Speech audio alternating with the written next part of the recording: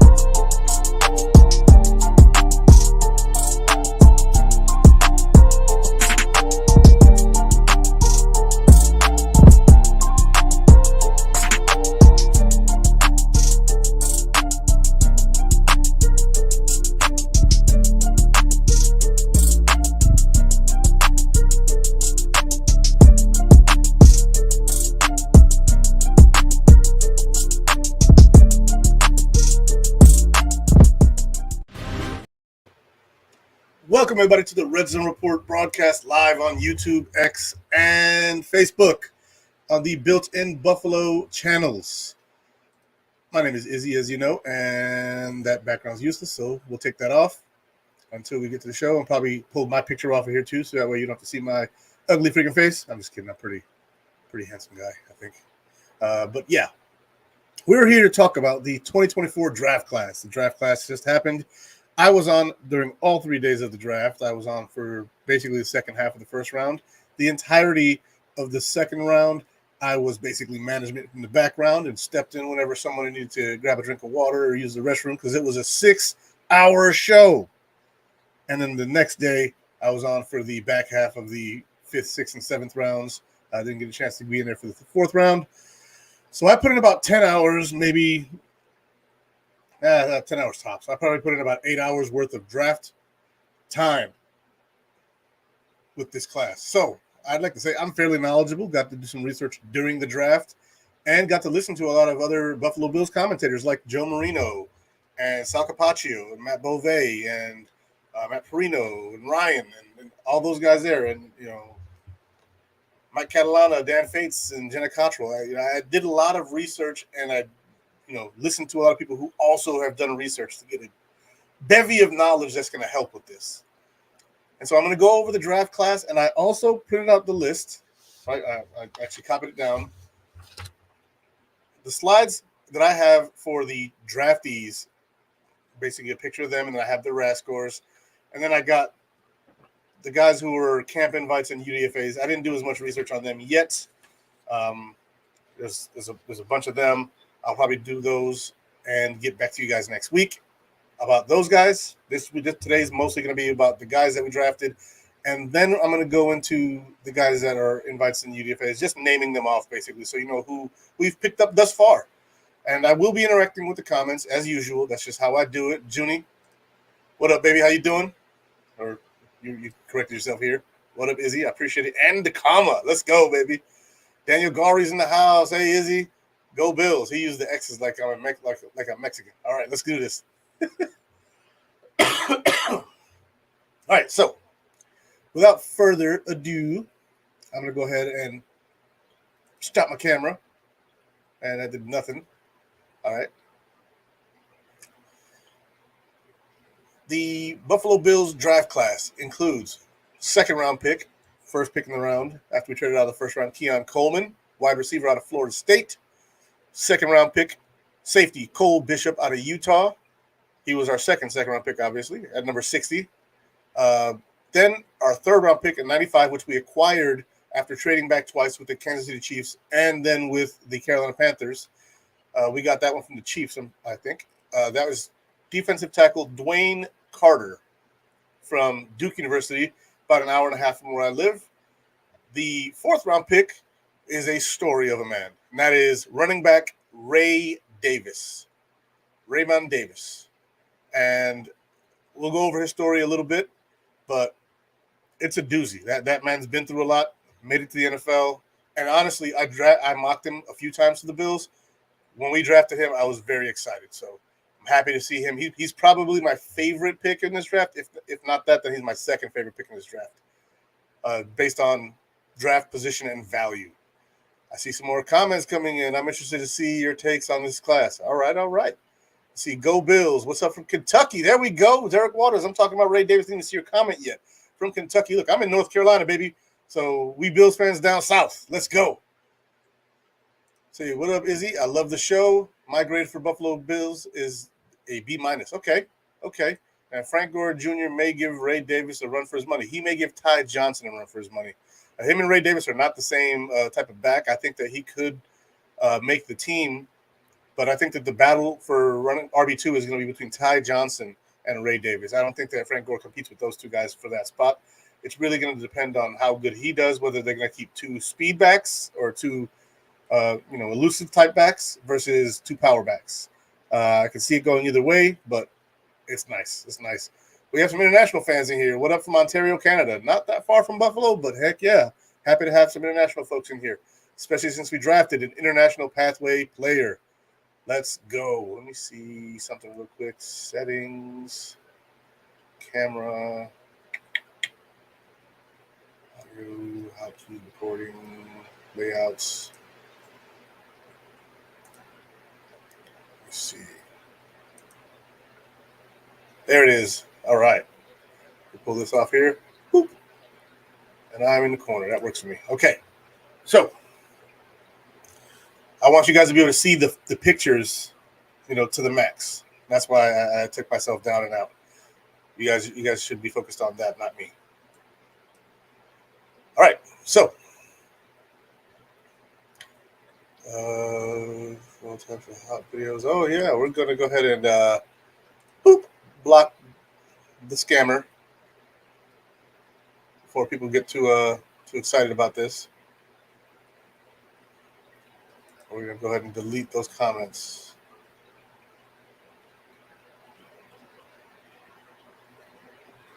Get them out of here. We ain't playing with scammers today. Get out of here. All right, he's blocked, so he can't come back in here no more. I don't want him in here no more. All right, so continuing on, at pick 141 in the fifth round, our first fifth round pick, we took Cedric Van Pran-Granger. The Granger was added later. He was Cedric Van Pran for most of the draft class. Here it's spelled with an S. I saw it spelled with a C elsewhere. In my slide, it's spelled with a C.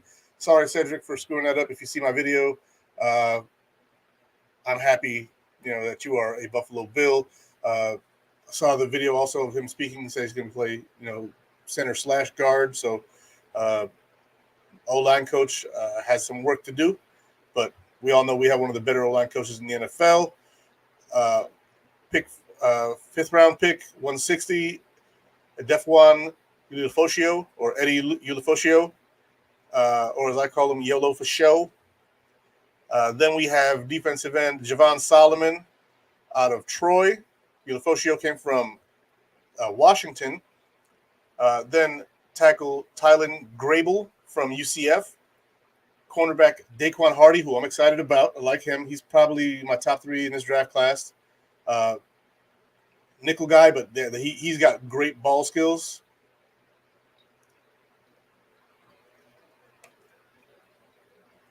And then last but not least, an international program player from the UK, from England, rugby player, big guy. We're going to go over all that stuff.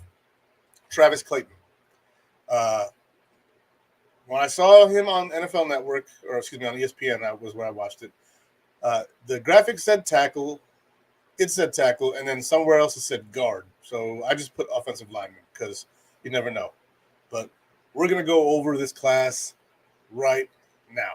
First guy, wide receiver, Keon Coleman. Now, if I have a number for them, then their number is going to be displayed, and I do have a number for him. He is going to wear no. His number is number 0. Okay, so number 0. There, that's even better. Perfect. Number 0, Keon Coleman. He wore number 4 at Florida State. And then when he got to the NFL, obviously James Cook is, number 4. He said that he'll leave James Cook with that, with all the jersey sales and all that stuff. And he said, I'll go ahead and take number 0 and make it my own. Love that. Keon Coleman seems to have a very good attitude. Listening to the interviews, he wants to make a difference. He wants to play with Josh Allen. Him and Josh Allen both mentioned each other pre-draft. He mentioned Josh Allen at the Combine. He thought Diggs was going to be on the team at the time, but now Diggs is no longer on the team. So he's going to step in and be the number 1 or number 2 receiver, depending on how everything shakes out in camp. He is a X and slot receiver. He can play both spots. He can play all 3 spots. He can play the Z, the slot, the F. He can play the Y, not the Y, the Z, the F, the X, and the slot. All of them are spots where he can play at. He can come out of the backfield. Chinese house, you are out of here. There will be none of that BS in my show. Scammers want to come out when we live. Let's go. All right, so he wants to be here. He said it before the draft. And honestly, his skill set does worry some Bills fans. The fact that he ran a 4.61, which we'll go ahead and pull up his RAS score. Right? The things that are concerning about him are his 40-yard split and his 40-yard dash and his 20-yard split. His 10-yard split is excellent. Right? Height, 90th percentile. Weight, 88th percentile. The kid is a big boy. He's a big, big boy. Vertical. His vert was 38, and his broad jump 10 foot and 10.07 feet. He is an athlete, right? He played basketball at Michigan State. He played basketball in high school. When he went to Florida State, he decided to focus on football. Contested catches, he's a monster. Scoring touchdowns in the red zone, this guy is going to be exactly what Josh Allen needs. We've had trouble throwing the players in the red zone since we got smaller at wide receiver. I think that we're going to – so we already have added a vet wide receiver as far as I know. Cephas, former Detroit Lion. He was suspended last year for betting. I think his name is Joshua Cephas. Let me pull it up. It was in one of my group chats. The Bills are adding Quintez. My bad, not Joshua. Not even close. Quintez Cephas. I think Joshua Cephas was a player in this draft. So, yeah. We added a veteran already. They may be looking elsewhere, but Brandon Beane definitely said that they don't have the cap room to be trying to go after an Ayuk or something like that. I don't know if that's a smokescreen or not, but we'll see. But, yeah. Keon Coleman is going to be a guy that can contest catches. He's going to go up there and get the ball. He's a jump ball guy. As Brandon Beane said, he plays it above the rim. He is not the guy I wanted in the first round or as our first pick. I actually said the whole time, I was not against drafting Keon Coleman, but I was not for drafting him before 60, right? I always said he's a second-round pick to me. Lo and behold, they take him in the second round. However, I was definitely talking about 60 because that's where we were picking at the time, and our first overall pick was going to be at 28. And so now that we're not picking at 28, we're picking at 60 or 33. I still didn't think it should have been Keon Coleman, but I understand. Now, the 4.61 gives people some pause. Devontae Adams ran a 4.57, and a bunch of other guys run slower than that. Stevie Johnson was a 4.63 or 4.68 guy. As long as the guy can learn how to run routes, I think he'll be fine. But again, he was not my guy. McConkey was still on the board, and McConkey was my guy. So my grade will show as to how we did. I do like the kid Keon Coleman. He was just drafted a little bit further ahead than what I thought he should be drafted at. All right, so our next pick coming up.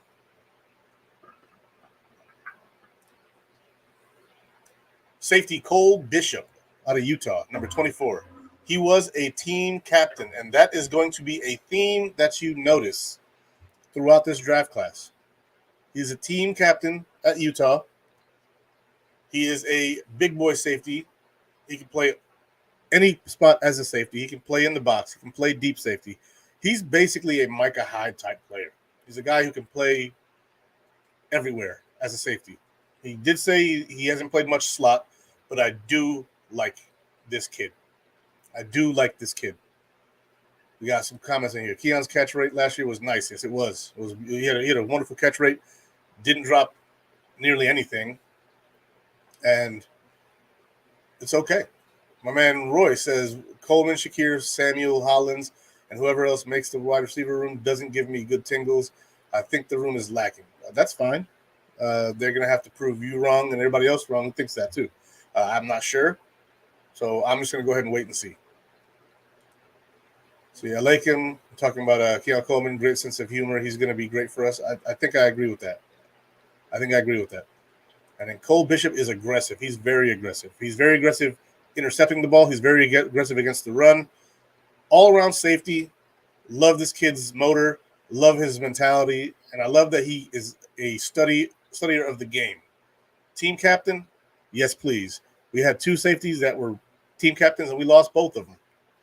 Bringing Cole Bishop, he now challenges for one of those two wide receiver, or not wide receiver, one of those two safety spots with Mike Edwards and Taylor Rapp. Neither one of your jobs is safe, gentlemen. So here we go.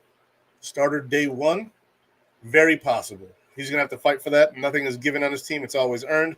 People have this thing about Sean McDermott not liking to start rookies. I don't see that necessarily. It's about 50-50. I mean, if you look at Ed Oliver, he started off the bat. If you look at Greg Rousseau, he started off the bat. Dalton Kincaid was the backup off the bat. What's his name? Kyrie Elam did not start off the bat, but Christian Benford did. He was a starter. So it's 50-50, with rookies, whether they're going to start or not. But I do like that he's going to be here and he's going to be able to challenge. Bishop seems to be a better fit as a box safety, but time will tell. He may be more of a box safety, but he can play both. I've seen him in coverage. He's pretty good. Don't forget Mike Edwards is in the backfield also. I did mention him, and I think that Mike Edwards, it could be that he replaces Taylor Rapp instead of Mike Edwards, but he can play both, and that's what I like about him. He's a Micah Hyde, Jordan Poyer kind of guy. Now, as for his RAS score, you're going to notice some things here. RAS scores are excellent for these players. If you go back to Keon Coleman, 9.12, 9.82. The max is a 10. The highest you can get is a 10. With a RAS score like this, I'm impressed. He's 6'2", 208 pounds, a 39-inch vertical, 10.04 broad jump, 4.45 40 time. That's pretty good for a safety. 20-yard split was in the 86 percentile, and his 10-yard split was in the 82nd percentile. I liked it. I like this kid a lot. He was on my board. He's not my favorite safety. My favorite one was Kellen Bullock, but I had Kellen Bullock going later. I didn't know we were going to have, that third-round pick added and then have more wiggle room to do whatever they wanted. I figured that they would wait for safety because the class was so deep and that someone like Bishop would not be there. I also thought, Cole Bishop was going to go right after 60. I figured, well, the Bills are going to go wide receiver at 1, like Ladd McConkey or Eddie Mitchell or Keon Coleman. And then at 60, you probably go defensive tackle or you go edge rusher. And then at 128, you draft a safety. Well, we added a third-round pick, and we moved back from the first round to the second round. So this made all the sense in the world at this point. This guy's on the board.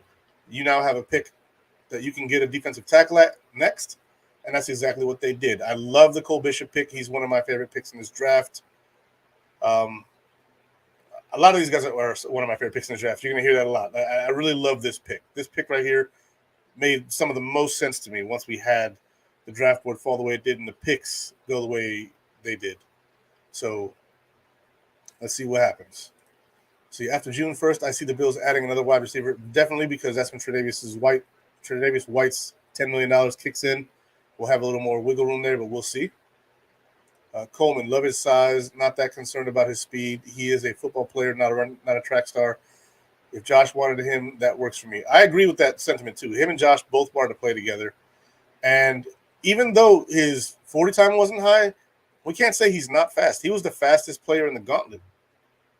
He was also one of the fastest players, in and out of the cuts in the wide receiver route drills. So speed in and out of routes isn't really that crazy, but yeah. So you'll love to have T. Higgins or Brandon Ayuk. I would be more inclined for a Higgins, even though I think it's less likely that we can get him because he's an AFC rival thing, and some people are just hell bent on not trading with the same conference. I don't get it. I don't understand because you traded to the other conference and that team's a contender. You can see him in the Super Bowl and then get beat by your own guy in the Super Bowl. So I just don't see. I don't understand the frustration with that. You're either better than the other team or you're not. You can't be worried about what they're doing. And you can't be worried about giving them something. If you think you're going to beat them, you're going to beat them. Kick their ass on the field. Sabotage off the field. I don't really like that. All right, next guy off the board for the Buffalo Bills was defensive tackle Dwayne Carter from Duke. He was, shocker, a team captain. He was a team captain.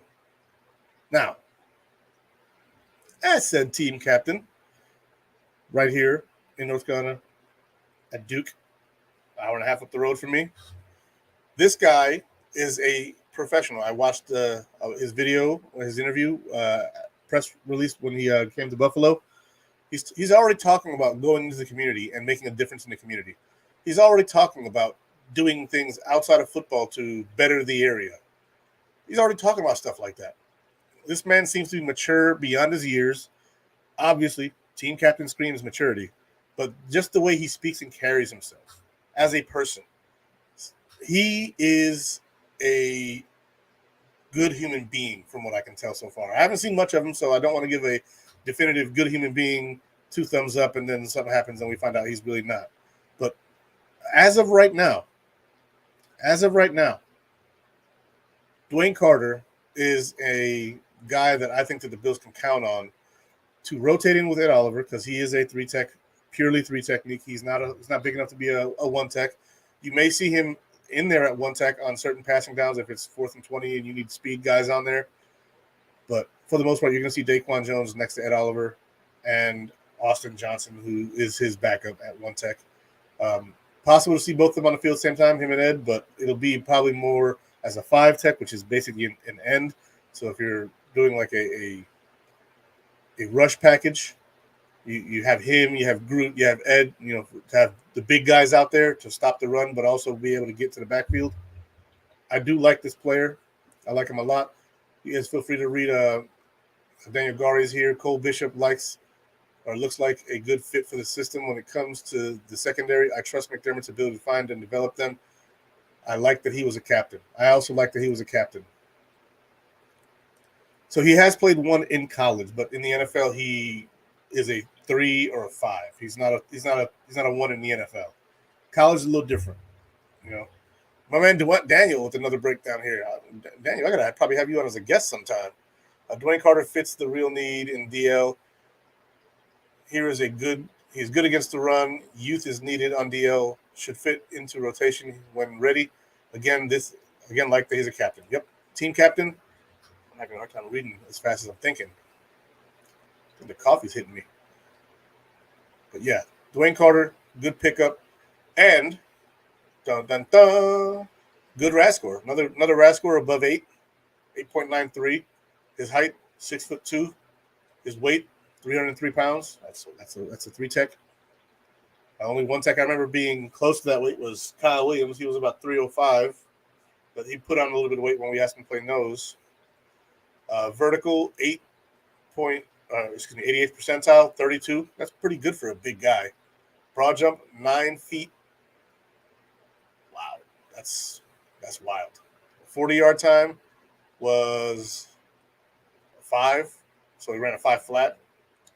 A 20-yard split, 288, and his 10-yard split, 173, which is the 81st percentile.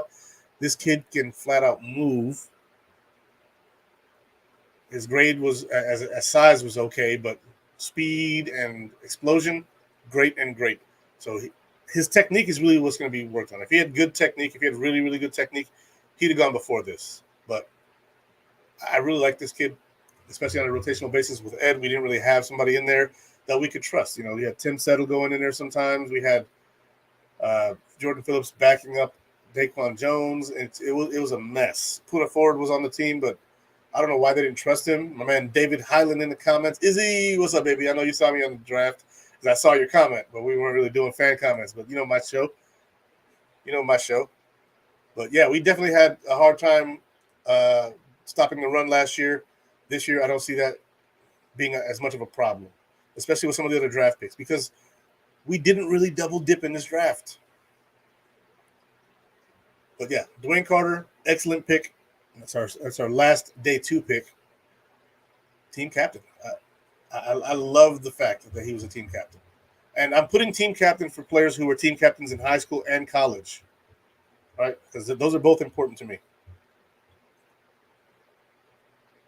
I think most colleges have a limit as to how many team captains they want to have. And if you were just outside of that, it doesn't mean you're not a leader. You can be a leader and not necessarily a captain. So when I say double dip, I mean you take 2 players at the same position in the draft. So like people wanted us to double dip at receiver, grab Keon Coleman and then grab a Brendan Rice or a Luke McCaffrey, or somebody else later on down the line. We didn't do that. We didn't double dip. All right, so next player off the board was running back Ray Davis. I love this kid coming out. I love his story. It's a sad story, but now it's a happy one because he made it to the NFL. His game against the Gators, which you see illustrated in the picture here, was remarkable. He went off against Florida. He was a beast. He is a hammer of a running back. He ran a 4.5 40, so not the fastest, not like a James Cook 4.42 guy. But man, Ray Davis, who I mocked to the Bills a bunch. I had him over Audric Estime. I had him over everybody as a power back except for Braylon Allen. He was the one guy I had over Ray Davis. And to me, it was splitting hairs. Honestly, splitting hairs. I love this guy. He might be my absolute favorite pick just based on his story, the value at the position, the ability to play, the fact that he ran for 1,000 yards on 3 different college teams. He might be the first player in NCAA history to do so. This kid is nasty. He can catch the ball. He can run the ball. He can juke you. He can run you over. He is an animal. Love this guy. Love this guy. I think it's funny how some teams can work the cap. The Eagles pay Hurts more than Allen, and then have the 1st and 4th highest paid wide receivers, the 4th highest paid running back, and a tight end that's the 4th highest, and that's just offense. Well, yeah, they dropped a bunch of defensive players this year. It happens, So we got 3 or 4 players I've mocked to the Bills. Carter right down where he got picked. Davis, Solomon, in the center we got. It's pretty good. If you got 3 or 4 guys on your mock drafts or your final mock draft, heck yeah. All right. Good job. Let's go to his physical traits. Composite size, poor, and I think that's because of his height. He's only 5'8". But his weight at freaking 211, that's nice. 211 is nice at running back. His vertical jump, not the greatest. His broad jump, not the greatest. 35 inches at vertical, ain't bad. He's a running back. We're not asking him to do jump balls. He's not Keon Coleman. He's not Khalil Shakir. We're not asking all that of this guy. I like that. His 40-yard dash, 4.52. That's his 76th percentile, almost the 77th. His 20-yard split, 2.63, 2.83, one of the two. That's the 73rd percentile. His 10-yard split, though, his burst, his stop-start is where he makes his money. 1.56. All that tells me is he's a faster Devin Singletary when it comes to speed, right? Devin Singletary just didn't have that last gear to shift into. He couldn't shift in the turbo on people. This guy can. It's just, it's not high end. Devin Singletary was a 4.6 guy. We got a 4.5, a low 4.5s guy. And there's his name, Raymond Davis, RE''Mahn. He's from San Francisco, and I'm going to read a little bit about his story here. I'm going to read a little bit about his story because Built-In Buffalo's been talking about this all day. And here's a snippet. When he entered the shelter, that's Davis, because he was homeless for a while, Davis joined by his younger siblings. One was 6, the other was a baby. It was then he made a swift choice no adult should be forced to make, and he was 12 at the time. He allowed his younger siblings to live with a godmother. Quote him, "I had to make a decision to split us up," Davis said. "My sister's godmother wanted them. She didn't have room for me. So I had to make a very important decision. I was 12, and I made the decision because I didn't want them to go through the hardship that I went through. They were younger, and I didn't want them to have to sit there and wonder who was going to come and get them. There was also a chance of us getting split up. I knew the hardships I was going to have to face," he said, "but I wanted them to be together." Now alone, the only child in the facility, Davis spent roughly 60 days in a basement beneath a San Francisco hospital. San Francisco, wow. That is absolutely wild. That's who we drafted. That's the character of the man that we drafted in the 4th round in Ray Davis. This guy right here. His nickname, if he was a UFC fighter, would be Ray Perseverance Davis or Ray Tenacious Davis. The tenacity and the perseverance of this kid is unmatched, in my opinion, as of right now. The only one who's come from anything crazier than that, and this was in his adulthood, is DeMar Hamlin. The story, as tragic as it was, ended happy thus far.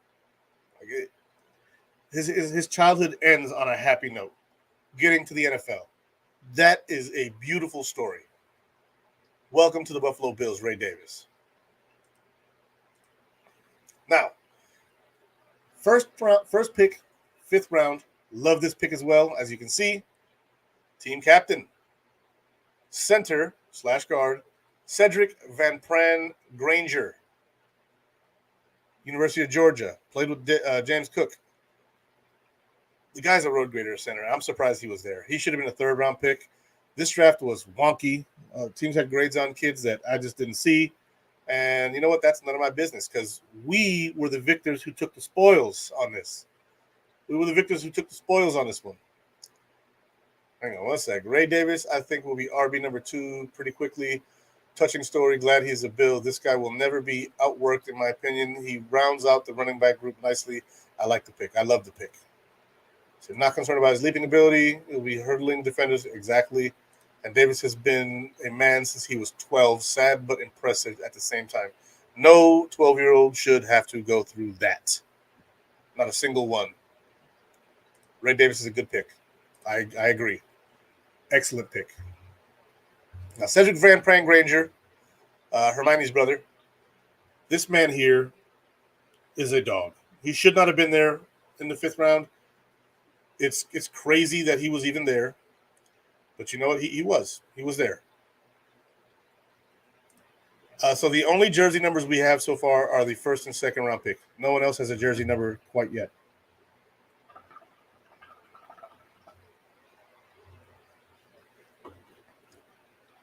All right. So, yeah, I was looking for jersey numbers.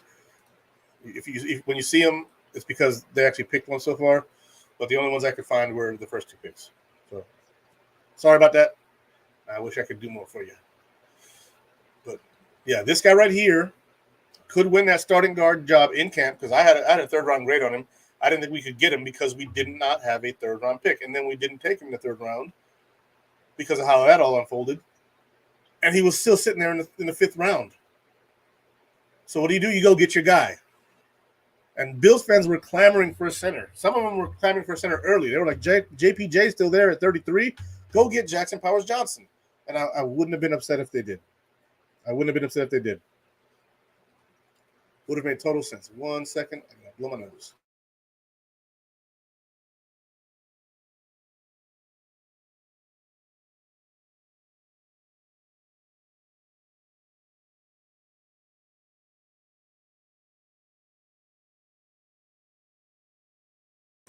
I don't know why, but my allergies continue to hit me when I'm live.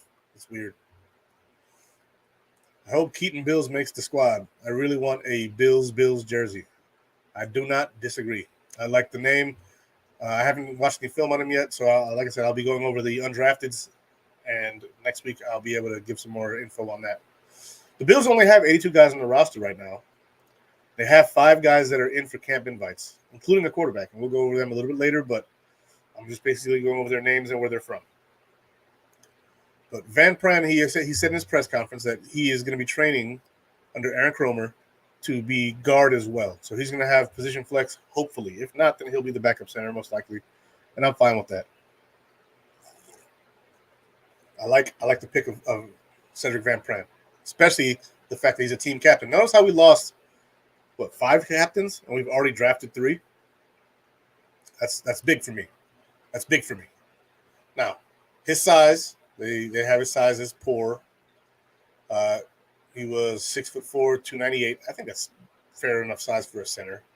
It's not small. It's not big. It's about average, I think, 300 pounds. 40-yard split was, or 40-yard dash, excuse me. I keep saying split. 40-yard dash was 5.2, 70th percentile. 20-yard split was 3.01, 71st percentile. His 10-yard split, 177, 1.77, 86th percentile. It's good athletic right there. His shuttle drill, 4.82. Not that great, which is probably why he's a center. Not a lot of lateral movement from centers. They're kind of boxed in between the guards. A lot of times they'll have to help a guard in a double team, but generally speaking, you don't see a lot of lateral movement from centers. And then 3-cone drill was 7.48, which was the 95th percentile, which means he can move. He can move. That's kind of like I think the drill may have determined whether he could or could not perform it. Like what the drill entails. And so we'll see. He's not going to be performing a shuttle or a 3-cone in the NFL. He's going to be out there blocking guys. So let's see. Cedric, the center, addresses a real need on the interior O-line, especially at center. Another captain you want the center to be leader/captain. Yes, like Mitch Morse. Could be the potential starter not far down the road.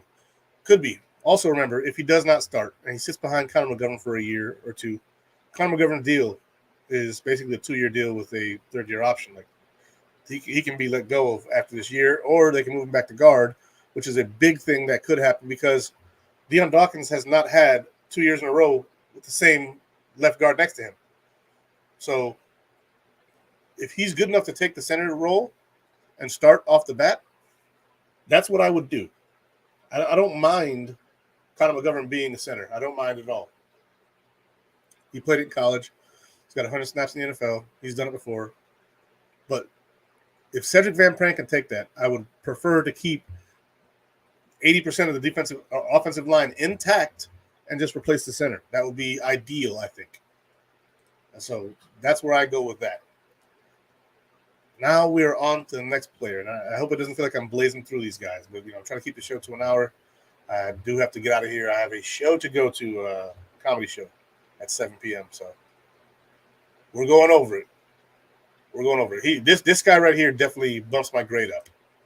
Now, next pick is linebacker Daequan or Eddie Ulofoshio from Washington, also a team captain. This kid right here went to the national title this year against Michigan. They lost. Played very well. Team captain. He's all over the place. Good size. Good athlete. I think that the Bills like to go after the athletes for a reason. I think that the Bills like to go after these athletes for a reason because they like guys who are moldable, right? They don't necessarily want you to fit into any specific box. And this is another guy. When we go to his size and weight, and Rascore in general, Rascore is a 9'6'7". His height, 6 foot. His weight, 238. That screams to me Tyrell Dodson. His size and weight scream Tyrell Dodson to me. And I'm not sure about the RAS score. I'm actually pulling it up now. I'm going to find out what Tyrell Dotson's RAS score was. Oh, by the way, 8.41. He's also 6 foot 237, so their size is almost identical. 40-yard dash for Tyrell was 4.61. 40-yard dash for this kid was 4.58. 20 split for Tyrell was 8.64. 10 split was, 20 split for Tyrell was 2.67, and 10 split was 1.6. This kid, 2.65 and 1.53. So he's a better athlete overall than Tyrell Dodson. Let that sit for just a second. Let that sit for just a second.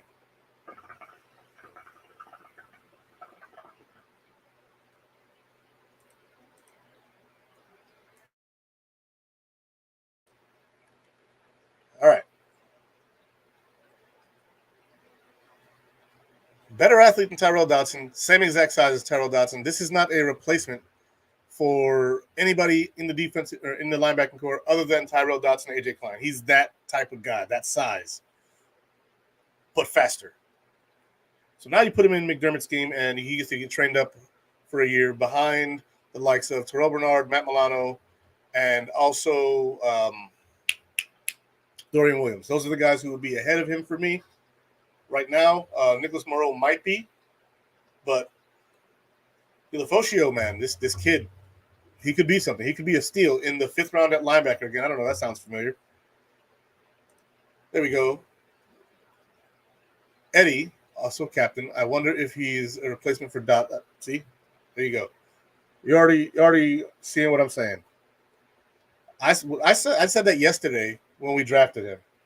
When I was on with the Kevins, Masari, and Syracuse, I said this guy reminds me of Tyrell Dodson. Like the size and the strength and all that.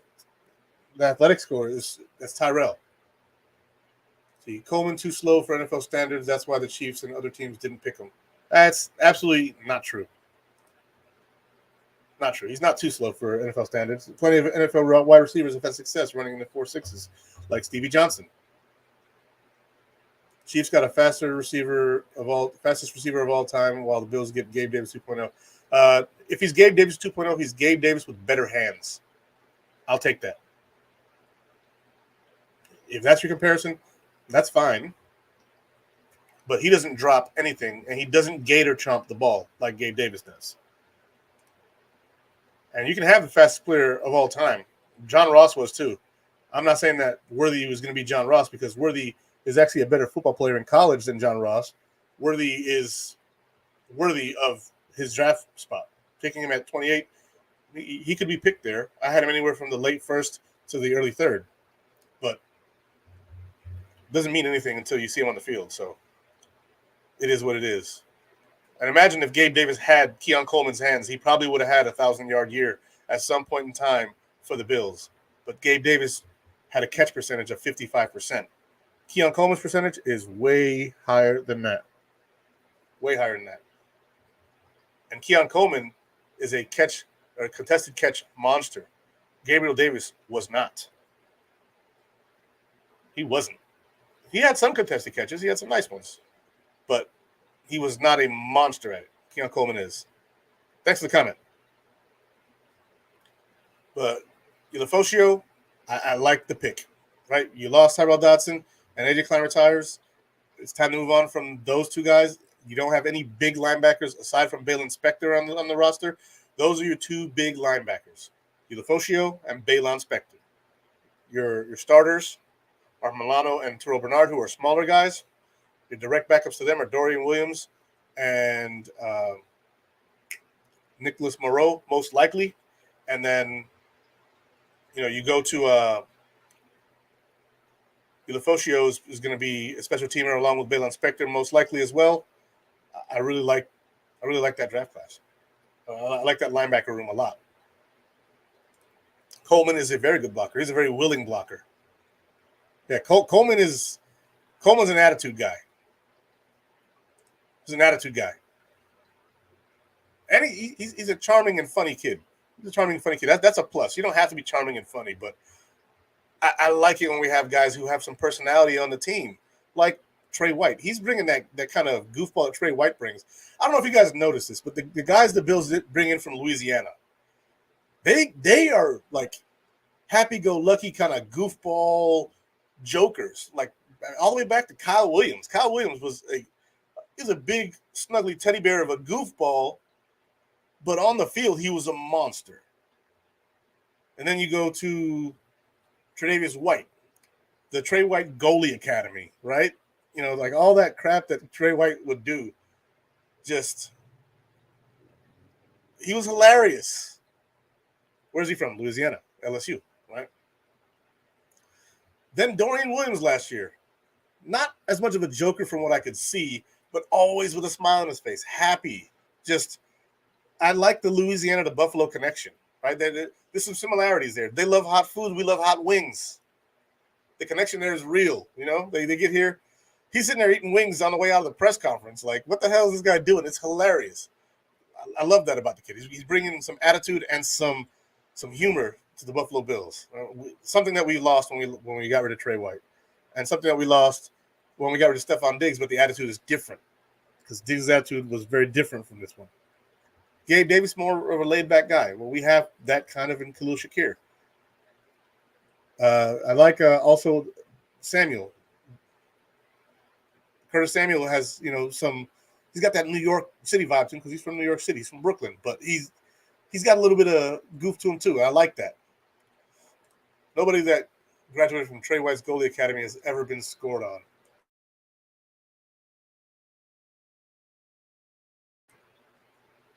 Yeah. Coleman was picked too early, could have waited. I agree with that. I had him at 60 if we were going to take him.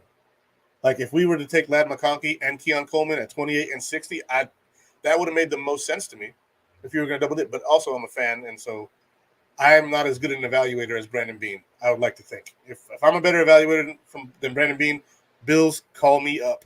I'm down. I will take the job. You got to be confident to wear the 0. Absolutely. Absolutely. I hope 0 is our hero. KC sucks at picking receivers. Yeah, the only one that they really picked that was any good was in the 5th round, and that was Tyreek Hill, who's a Dolphin, who had an awesome year this year, but what did that get them? Bounced in the playoffs by Kansas City. You know, it is what it is. We'll see. Could be. Very well could be. I don't think that you and I totally disagree, Johnny. I think that I just disagree with your sentiment that he doesn't meet NFL standards. I think he does meet NFL standards. I just think that he went a little early. But I'm fine with it if that was who they wanted the whole time. Then, you know, if that's who Josh and Bean wanted, then hey. All right, so our next pick, Ulofoshio, again, Terrell Dodson replacement. Good pick, good size. And so far, still 0 double dips at any position in the draft. Next is from Troy, defensive end. He did kind of give people 3-4 outside linebacker vibes. His size is 4-3 end-ish, but it definitely fits more in a 3-4 linebacker role. Who does that remind you of? Well, Von Miller. Von Miller is a 3-4 outside linebacker. He has the size of a 3-4 outside linebacker. He came to the Bills, played 4-3, and that first year, he racked up 8-9 sacks in half a season. I think that under the tutelage of a Von Miller, this kid could develop into something special. I loved the Javon Solomon pick. I actually drafted him a few times in some of my mock drafts. You'd have to go back and watch all of them to remember which one it was because I don't remember. But, man, I love this kid. He's got good attitude, smart. Solomon is an excellent pick in the 5th round, in the 5th, beginning of the 6th.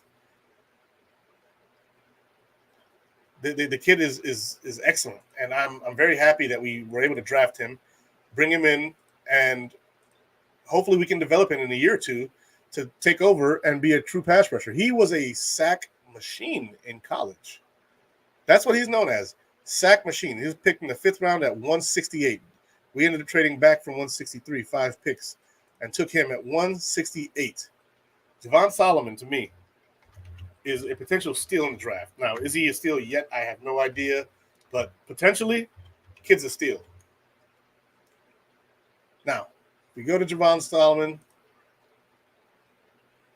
Let's see. Played at Troy for 5 years. This past year, played in all 14 games. 26 solo tackles, 30 assisted tackles, 56 total. 18 tackles for a loss, 16 sacks this year. 16 sacks.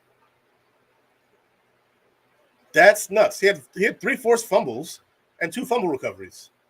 That's a playmaker right there. That's a playmaker. It's 4th and 20. The game is on the line. The Bills are up by 3. We're playing Kansas City. Who are you putting out there to go try and go get Patrick Mahomes? You're putting a sack machine out there. This kid right here with 16 sacks, 3 forced fumbles, and 2 fumble recoveries is a monster. And now we go to the RAS score, which is not impressive. However, he wins off the line, right? 4.42 RAS score. The RAS was not as important with him, I don't think. I think the production is what they were looking for in the 5th round here. 6 foot, 248 pounds, right around Von Miller's size. If I look at Von Miller, I'm going to pull him up.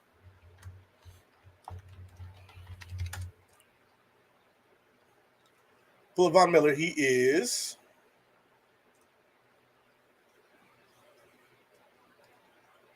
6'3", 250. So he's a couple inches taller. He's 250 pounds. This kid's 248 pounds. So he's 3 inches shorter, and it's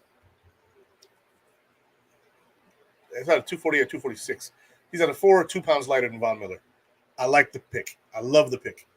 The draft really went well for me, more so on the picks after Keon Coleman, even though I do like Coleman. I just liked him later, but I do like him. I've never in any of my shows. You can go back and look. Plenty of built-in Buffalo guys are like, keep him off my team, I'm like, keep him off your team, like in the 1st round, and they're like, then they would be like, well, yeah, if he's there in like the 2nd or 3rd, I don't mind, but my first pick needs to be freaking Brian Thomas Jr. That was the main guy built-in Buffalo guys wanted. Akeem really wanted Troy Franklin if we traded back.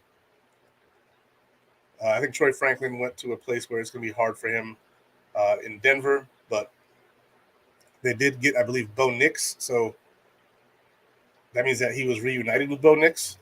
That's instant chemistry. Maybe it's not so hard for him. See, Solomon, designated pass rusher. My man Johnny says Solomon's a good pick. John Roberts says he is fast and a lot of sacks. Yes. We need to draft a wide receiver early next year as well. Maybe. I think that Khalil Shakir is going to have a breakout year and he's going to get paid. That's what I think. Don't at me.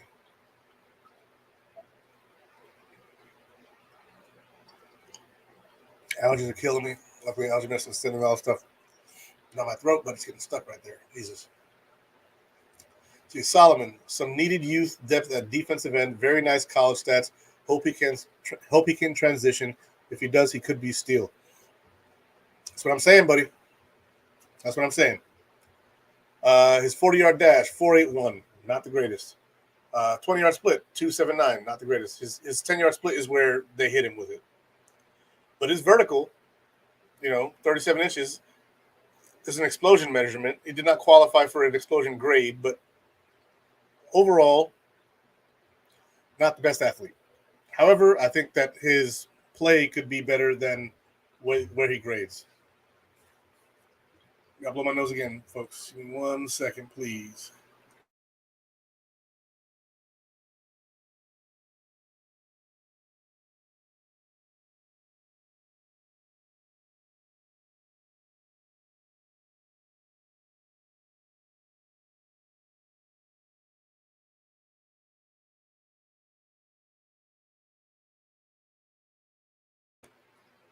All right. So our next player, offensive tackle, Tylan Grable, Central Florida, also a team captain. Now, he is a left tackle mostly in college from what I saw. Most of his snaps came at left tackle, if not all of them. He's a raw player. I think he was a 3-year player in college, but we'll find out. Big guy, strong, but very raw. Very, very raw. Tylan Grable.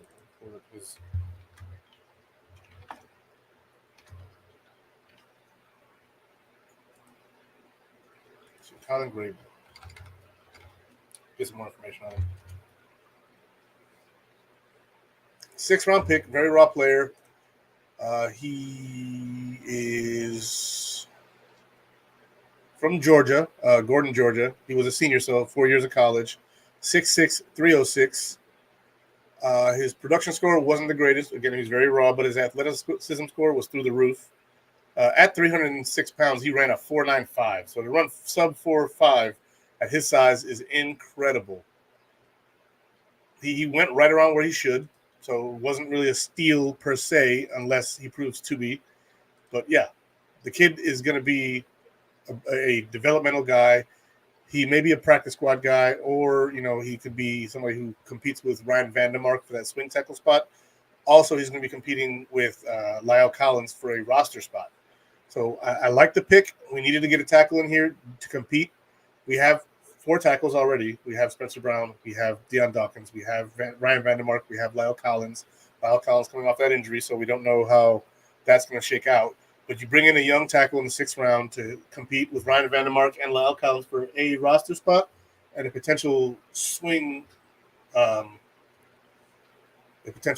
swing tackle spot. So I do like the kid, but there's not a lot to say about him. They'll say that his strengths are smooth pass slides and carries punch ready hands. So he's good with his hands and he's good at moving laterally. He puts some heat on his punch and keeps active hands. Ability to open hips and hitch recovery right around the arc. He rolls his hips under his hands and for improved leverage. He's big, strong hands, clinch in a stabilized run defenders. His foot quickness to become a better move blocker in time. Okay, his punch lacks accuracy though. That's one of his problems.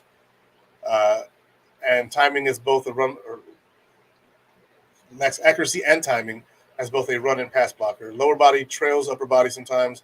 Far too satisfied with grabbing and holding, so he's going to need to work on that technique. So he's very much a developmental guy. Attention to angles and positioning for sustain are missing as run blockers, so he needs to work on his run blocking specifically. And he plays narrow power zone with a very average body control. So yeah, again, a very raw prospect here to be developed. I like it. I like it as a late round pick. Because your late round picks are supposed to be developmental. Every now and then you'll hit on a late round pick like a Puka Nacua with the guys last year. But Johnny Martins comes in and says he's almost as fast as Coleman. No, he's not. Coleman ran a 4.61. That's not that bad. Jeez. But it's not horrible. It is what it is. All right. So not sure if there's a sub packages for the CB though. I guess he could play. So we'll get to him in a minute. We're going to go finish up with Tylan here. Tylan Grable, RAS score through the roof, 9.78. So athletically, he's got the stuff. We just need to develop his skill set. Sounds to me very similar to one Spencer Brown. Spencer Brown was a very similar player, very raw coming out of college, but very coachable, apparently, because he got really good this year.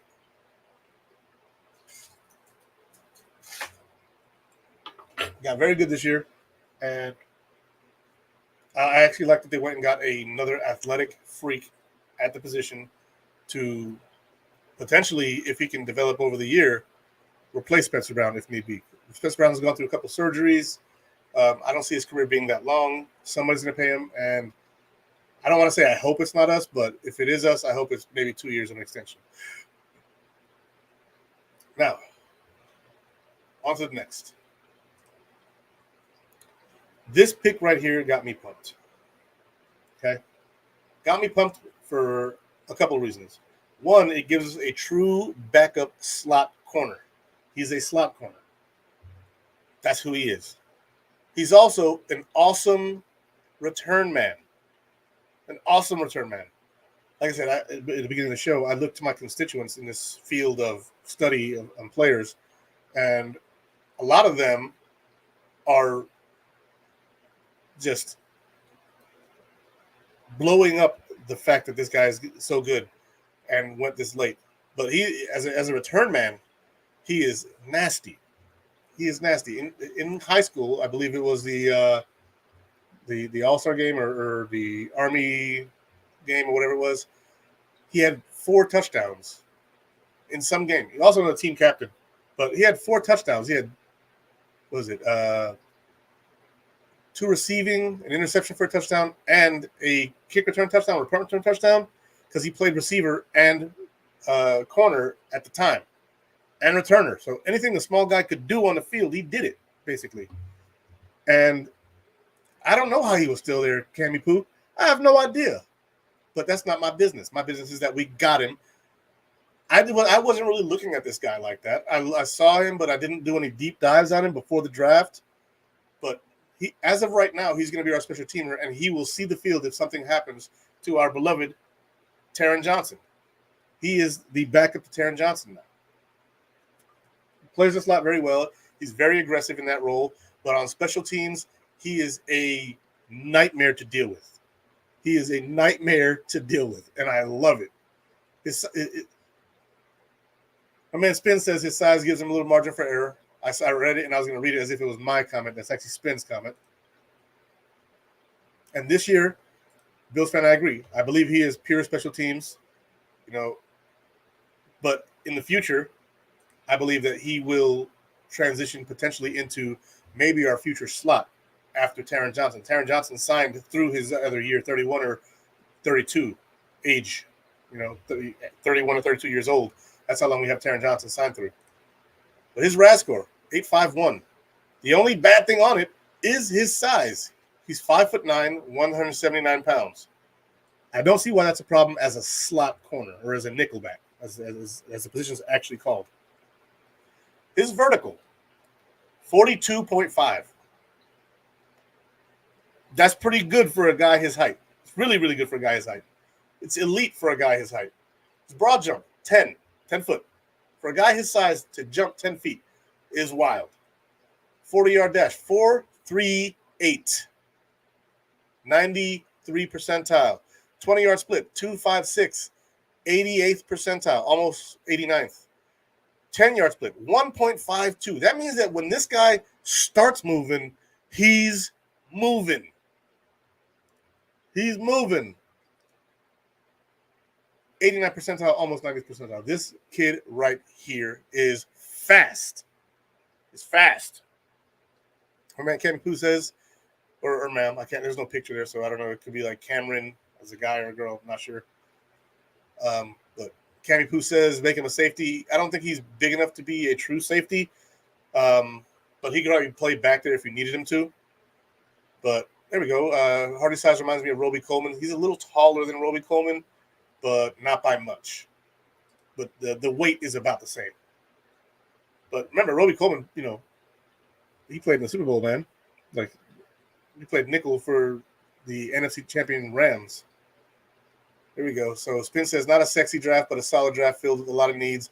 I don't think Bean missed on any needs with the draft picks. We got a wide receiver, safety, defensive tackle, defensive end, guard, center, tackle, cornerback. Yes. Yes. A returner. And the top, on top of that, a free agent practice squad player or free practice squad player. Yeah. So you're talking about the international pathway program. Yeah, that's a full speed before you are. Yeah, he's at full speed before you are. That's a great strength in the returner. It's what made Hester so good. Exactly. It is what made Devin Hester so good. Also, here's another thing, right?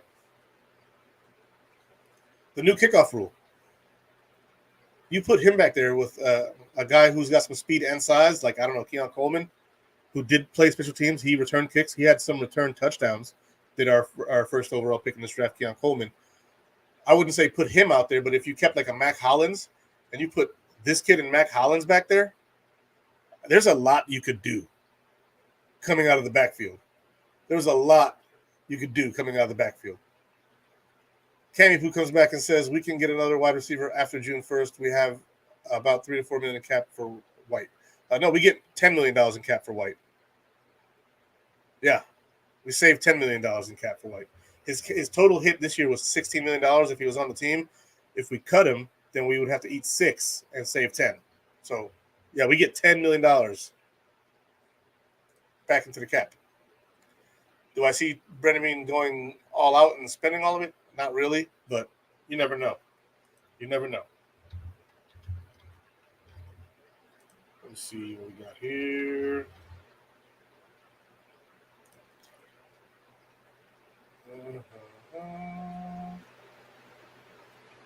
Oh, wow. I just hopped on Twitter for just a second. Some unfortunate news. Tank Dell of the Houston Texans was a victim of a shooting in Florida. Minor wound, so not too bad. Hopefully he's okay, but yeah, he was shot. That's very unfortunate news. Wow. All right, well, that took the air out of things a little bit, but we're going to get back to it. So, yes, but being said, with 53 in draft class, we have about 4. Yeah, so yeah, but we get 10 from Trey White. So I think he's including the Trey White money. So you're right if you're saying that we have 4 to spend, but right now only 51 count. So the top 51 guys count, and then there's the last 2 guys, and then the practice squad will count. So after that difference, yeah. But the total number for Trey White's savings is $10 million. So I now understand what you meant by that. I get it. Yeah. Same page now.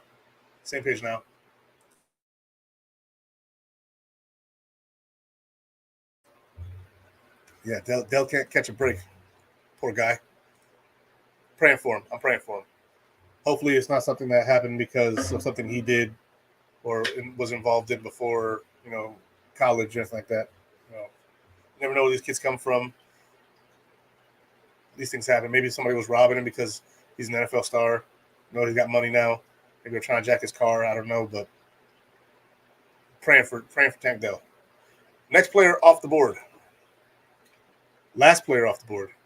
Offensive lineman. They called him a tackle. There was a graphic that he was a guard. I think the Bills have him listed as tackle. I just put him as offensive lineman because you never know. It's crazy that the Bills decided to do this, but not really when you look at the details. The fact that we get an extra practice squad spot, so we have a practice squad of 17 players. He does not count against our 90-man roster, so we can carry 91. If this guy turns out to be good, like a Jordan Mailata, who came out of Australia and is one of the better left tackles in the league, also a pretty good singer. I don't know if you guys watched The Masked Singer, but I watched The Masked Singer. I love that show, hosted by Nick Cannon, and you have Ryan Thicke, or what's his name? Lost Without You. If you didn't remember his first name, Robin Thicke. Rita Ora's on this season, Jenny McCarthy, and Ken Jeong, and then they're the judges, but usually it's Nicole Scherzinger, and when she was there, Brian Mailata was a singer on the show. Excellent singing voice, so good for him. Jordan Mailata, there we go. But another international pathways player coming to the Bills. The system has changed since the Christian Wade days, which I know everybody remembers Christian Wade, and he was a darling to a lot of people. He ended up going back to England and getting back into rugby, I believe, and good for him. This guy is a rugby player. He is a big freaking dude. Big freaking dude. We got some Diggs comments in here. Let's see what we got. If Diggs would have stayed one more year, we would have been solid. I don't know about that, buddy, because of this comment here, which I kind of agree with. Diggs straight up quit on this team. I'm old enough to remember the last 10 games and smart enough to know that the prior 3 years have been bearing on a lot, or have no bearing on the player we lost. They were not the same player. I tend to agree with that. All right, so there is nothing to talk about with this guy when it comes to football. He's a very good rugby player. There's a NFL office that does international pathway in the UK and throughout Europe. He went there and he's been training to be a offensive lineman from the UK to the Bills, and he has potential. Let's say that. He has potential. and that's why he'll be on the practice squad. He'll be our 17th guy, unless somebody wants to sign him. He's going to probably see some preseason time. I would love for him to work out because how cool would it be to have, a guy from across the pond be on this team and just give the NFL an international, a true gateway to getting international players, like more of them. I know we've got the Scottish punter. I forget his name. We've got Jordan Mailata. We got a bunch of players who come from Africa. They move here as kids and then they develop into NFL players. The Onwenyus, people with those names. I like the fact that the NFL is still doing this. I think it's good for the game. I think it's good for the sport worldwide. Yeah, I really like that. So let's go ahead and see what his RAS score was, because we do have a RAS score on him, but we have zero knowledge on his football skill. RAS score was an 8.3, which is excellent. His size kind of gives him a dip in his grade. I don't understand why. He's 6'7". I think it's his weight to height ratio. He's 301 pounds, but he's 6'7", which is massive of a man. That's a big dude. He towers over Josh Allen. All right, Josh Allen's 6'4.5", 6'5". This guy's 2 inches, 3 inches taller than him. Maybe not towers, but he's definitely taller than him. He's up there with Spencer Brown. Bench press, he benched 19, so not the strongest. Vertical was 28 inches. Didn't do the broad, but his speed ran a 4.81 at 301 pounds. 20-yard split of 2.81, and he had a 10-yard split of 1.68.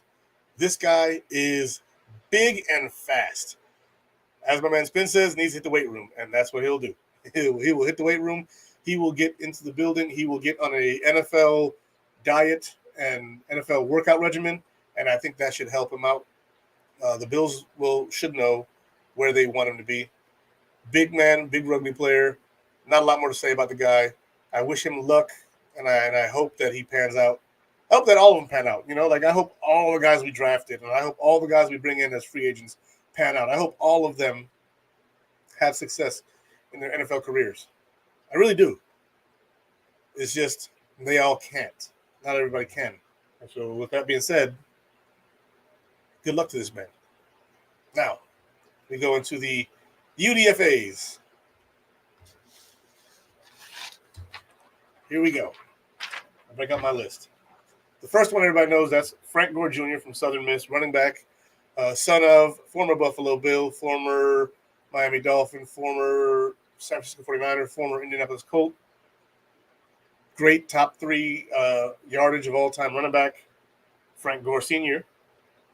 So it's crazy that 5 years or less ago, Frank Gore was on this roster with Devin Singletary. It's crazy that this guy's dad played for us 5 years ago. But here he is. Frank Gore Jr. will be covering all the RAS scores and stuff for these guys later. But a lot of Bills fans wanted us to draft him in the 6th round. I like the guy. I think that he would be competing more so for the 3rd spot on this roster at running back. I do not know if the Bills are going to want to keep 2 power backs or 2 speed backs. So if they kept 2 power backs, they would obviously keep Ty Johnson and Ray Davis. If they want to keep 2 speed backs, it would obviously be James Cook and Frank Gore Jr. Or out of some crazy, outlandish spot, you keep Darrington Evans. I don't see that happening. I can see him being on the practice squad again.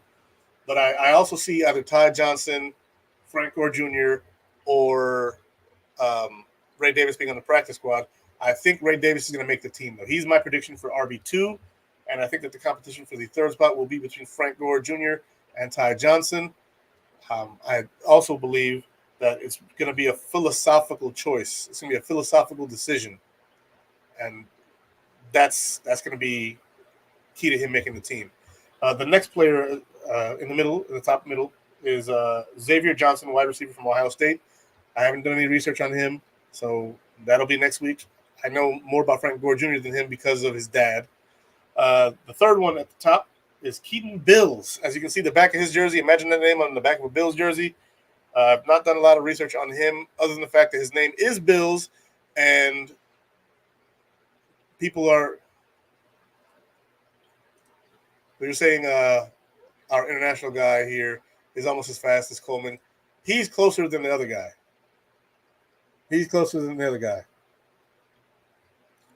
But Keaton Bills, good player from Utah, I guess. Undrafted, but the Bills wanted him. Come in here and compete. Also, on the bottom left, from Auburn, offensive lineman Gunnar Britton. So I guess he's got line flex, which the Bills love. And then the third guy on the right from San Diego State, isn't that college familiar? Jack Browning, the punter. I don't know much about him. I will be doing my research this week to see. But, yeah, I'll be looking into him. He comes from the same school as who was exonerated, Matt Ariza, who is now with the Kansas City Chiefs. Good luck to him over there. Really wish things would have worked out here because that dude's got a leg for days. But, maybe this guy does too. I'll have to look. Next slide. Top left guy is from the Sooners, and that is edge rusher David. I'm going to try to say his name. Ogwuegbu, spelled Ogwuegbu.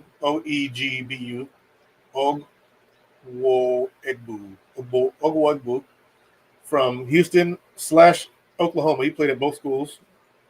I don't know why they would just put the last school he played at, but that's fine. Top right is offensive tackle Mike Edwards from Campbell University, which is about 20 to 25 minutes from my house. It's more of a baseball school. They're like top 15 in baseball every year, but Campbell University, it's right there. It's in my county. Like I don't have to leave the county to go to Campbell University. Their mascot is the Camels.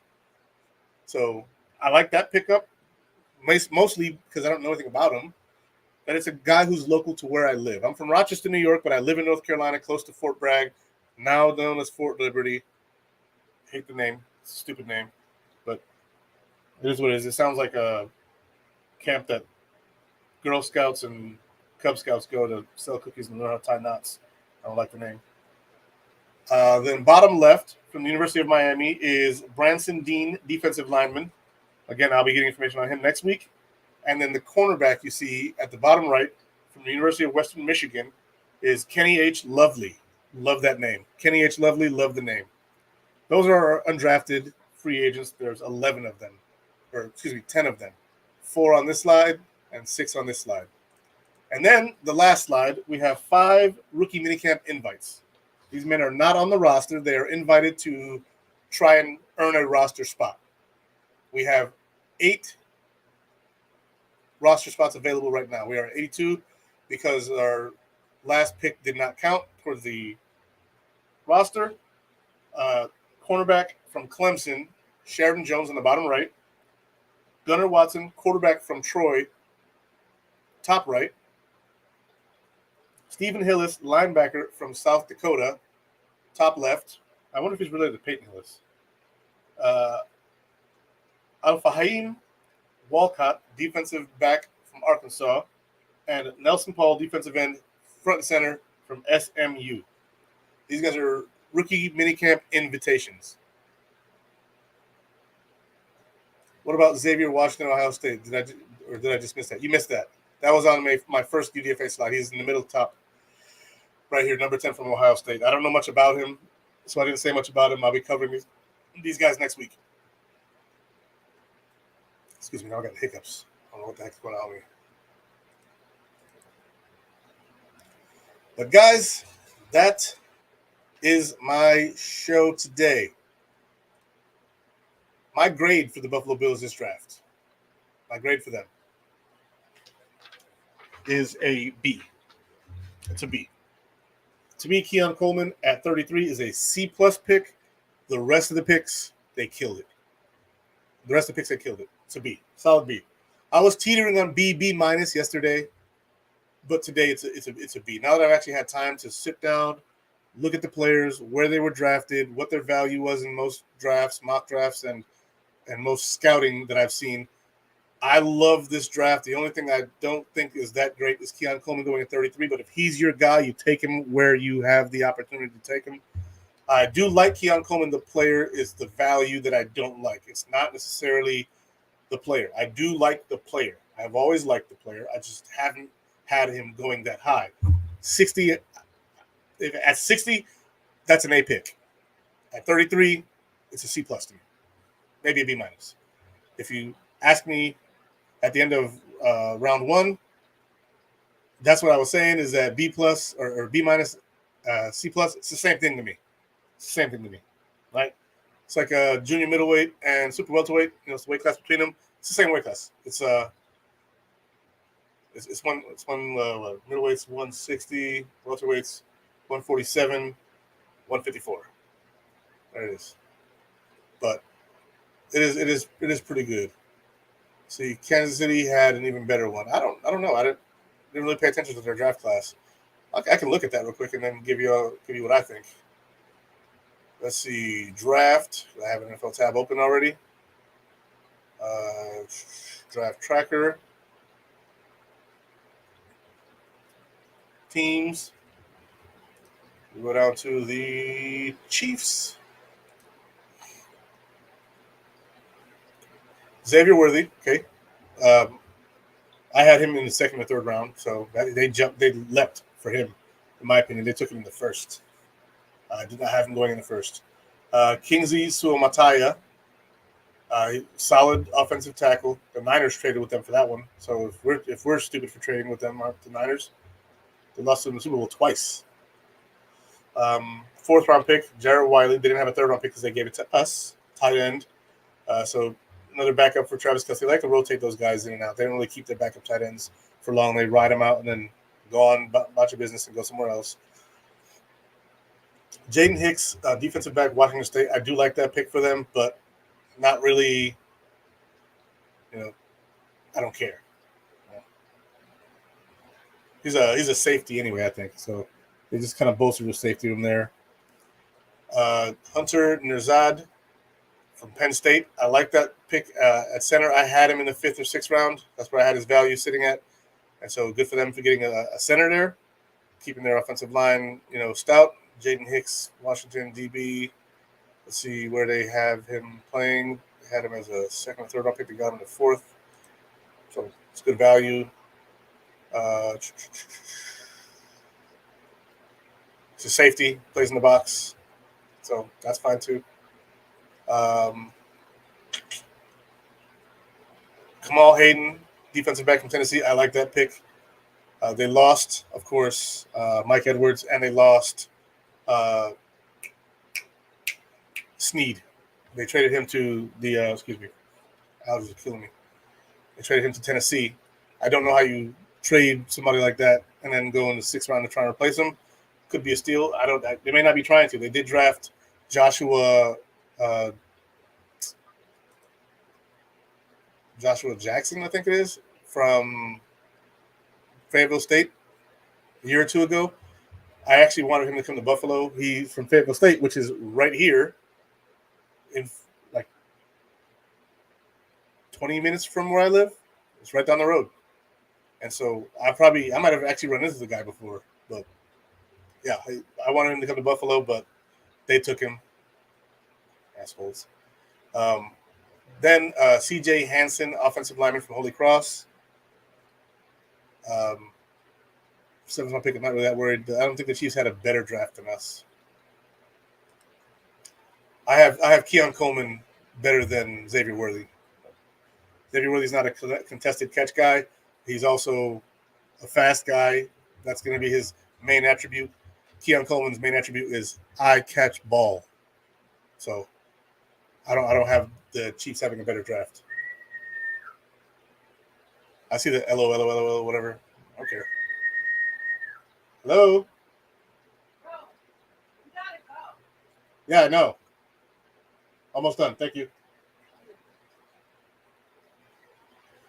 But yeah, I don't think that Worthy is better than Coleman. So no, I disagree with that at all, period. Worthy has a huge drop problem as well. Yeah, he does. So, yeah, the Bills got the better safety. The Bills got the better wide receiver. Let's see.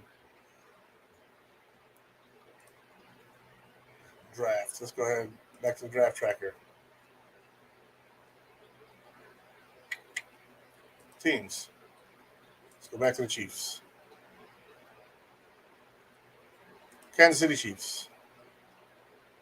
Okay. Worthy or Coleman? I take Coleman. Hicks or freaking Bishop? I'll take Bishop. The Bills didn't take a tight end, which is fine.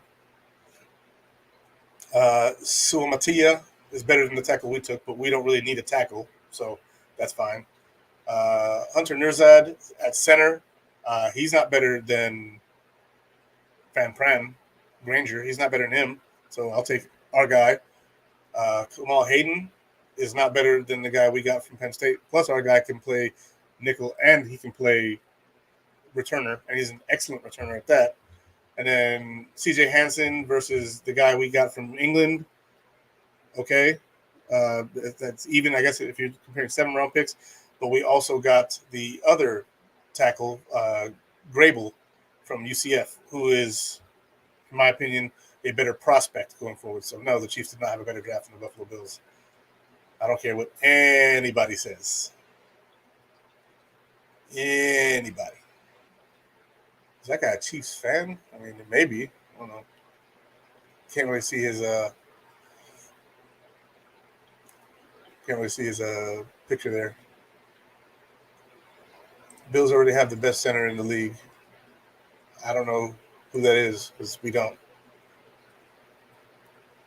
have the best center in the league unless the rookie turns out to be that. But as of right now, he's a rookie. No proof of that yet. Let's see. Yeah. Well. Yeah, because we got rid of Mitch Morse. So we might have had the best center in the league. I don't think he was the best center in the league either, but yeah. But guys, that is my show. You guys have a blessed day. As you heard, the wife is already tripping because I got to get dressed, which is taking me all 5 minutes so we can go watch our comedy show. Guys, this has been a pleasure to be on for 4 days in a row. I'm putting in this work, son. So, love you guys. Thank you for being here. Be blessed and go freaking Bills.